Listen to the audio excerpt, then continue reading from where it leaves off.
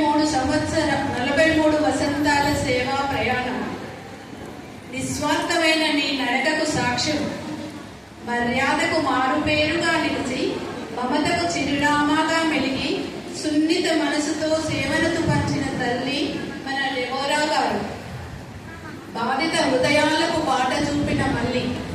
ICDS కుటుంబానికి వెలుగు దీపమై కార్యకర్తల గుండెల్లో గొడుగుగా నిలిచి అంగన్వాడీ బిడ్డల ఆకలి తీర్చిన అమ్మకు నీవు. ఆడబిడ్డ కష్టాల్లో అండగా నిలిచిన అమ్మవు. ఉద్యోగమే తపస్సుగా భావించిన ఆదర్శమూర్తి డెబోరా గారు. పదవీ విరమణ అంటే ముగింపు కాదు, అదే మరో మధుర ప్రస్థానికి ఆరంభం. సాంసన్ గారి తోడు కుటుంబం నీడలో సుఖ సంతోషాలతో వర్ధిల్లాలని మా ఆకాంక్ష. ఉమెన్స్ అండ్ చైల్డ్ వెల్ఫేర్ శాఖలో ఒక వెలుగు కిరణం మీరు.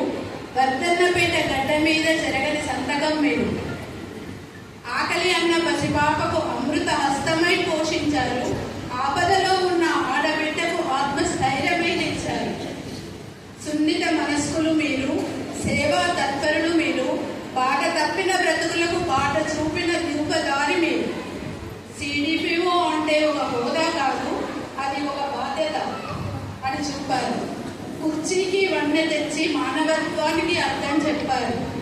సూపర్వైజర్లకు సహోదరిగా, టీచర్లకు తల్లిగా, ఆయాలకు ఆత్మీయురాలిగా, ఆఫీస్ సిబ్బందికి దిక్సూచిగా, ఎందరికో స్ఫూర్తి, ఎన్నటికీ మరవలేని మూర్తి మీరు.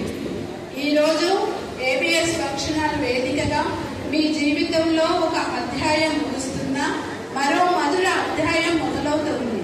తోడుగా సాంసన్ గారు ఉండగా, బంధువులు శ్రేయోభిలాషులు చుట్టూ ఉండగా విశ్రాంతి జీవితం కాదు ఇది, విశిష్ట జీవితం. మీ అనుభవం సమాజానికి ఇంకా ఎంతో అవసరం. పదవి నుండి విరమణే కానీ మా మనసుల నుండి కాదు, ఉద్యోగం నుండి విరమణే కానీ సేవ నుండి కాదు. మీకు మీ కుటుంబానికి ఆయురారోగ్యాలు సుఖ సంతోషాలు కలగాల ఉండాలని ఐసిడిఎస్ కుటుంబం తరపున మనసారా